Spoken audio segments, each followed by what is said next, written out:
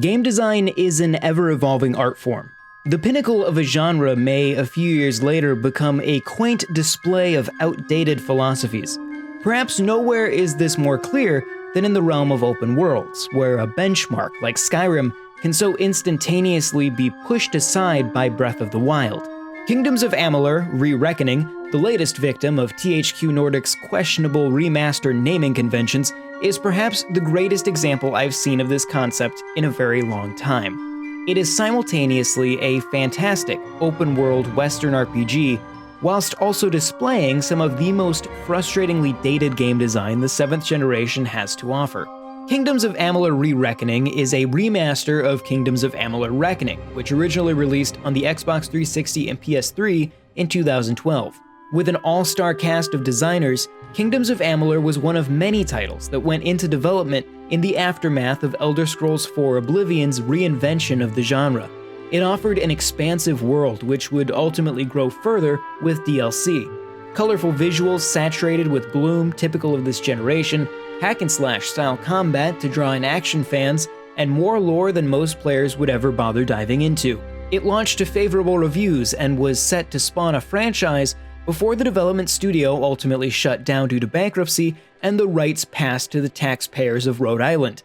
Listen, there's a whole story here to dig into, but I'm trying to keep this concise. In 2018, THQ Nordic purchased the rights and released Kingdoms of Amalur: Re-Reckoning on Xbox One and PlayStation 4 in 2020.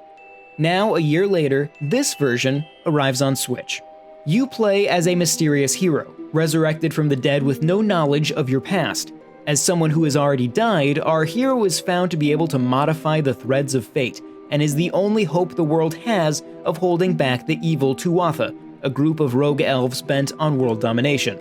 The plot is dense, with lots of confusing names you'll likely have trouble keeping track of.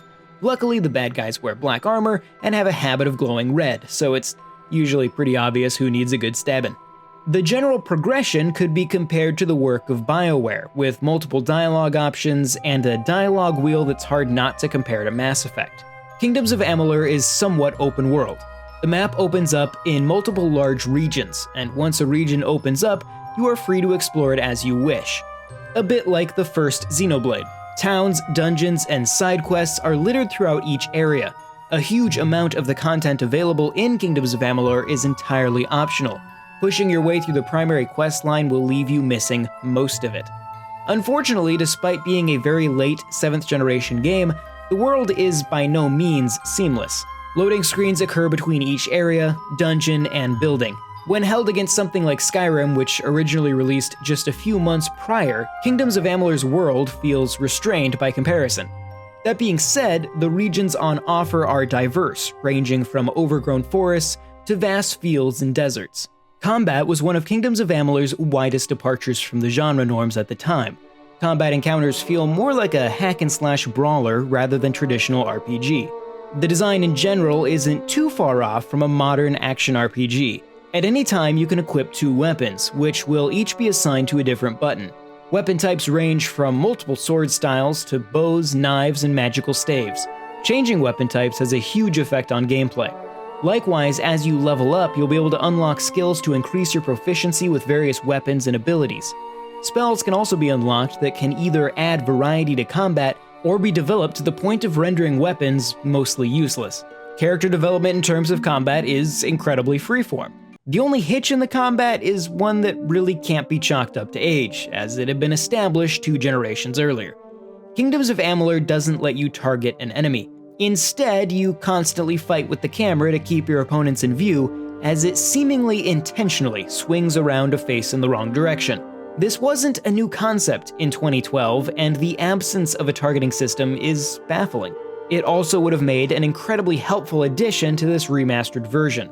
The Re-Reckoning version of Kingdoms of Amalur was developed by Kaiko, who also created the War Mastered version of the first Darksiders game and the Remastered edition of Red Faction Guerrilla, both of which have excellent Switch versions. Kingdoms of Amalur on Switch appears to run at or near a full 1080 by 1920 docked, and likely a native 720 by 1280 when handheld. Image quality in both configurations is outstanding, barring the occasional pre-rendered cutscene carried over from the original release. Performance is generally good when playing handheld, though when playing docked I did have a few instances of prolonged frame rate drops. Unfortunately, unlike the above-mentioned Kaiko-developed remasters, Kingdoms of Amalur does not include both a graphics and performance mode on Switch. An option to drop the docked resolution in favor of a more stable performance would have been a great addition to this version of the game. As is, it's entirely playable and looks great, but performance while docked does leave something to be desired. Similarly, sound quality is very highly compressed, which becomes very evident when playing on a TV with decent speakers. This is a shame, as Grant Kirkhope's excellent score deserves to be heard in its full glory, as it's honestly some of his best work. Kingdoms of Amalur Re-Reckoning on Nintendo Switch is a decent remastering effort of a game that, while largely excellent for its time, hasn't aged flawlessly.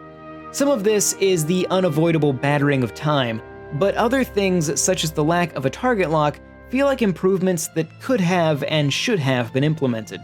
Approaching Kingdoms of Amalur Re-Reckoning from an entirely modern perspective, therefore, will likely lead to some frustration.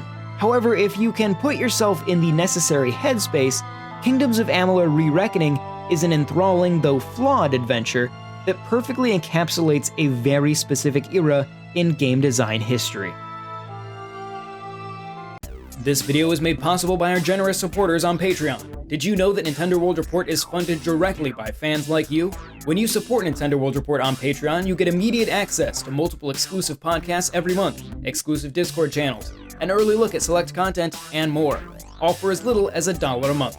Check out patreon.com/NWR for all the details.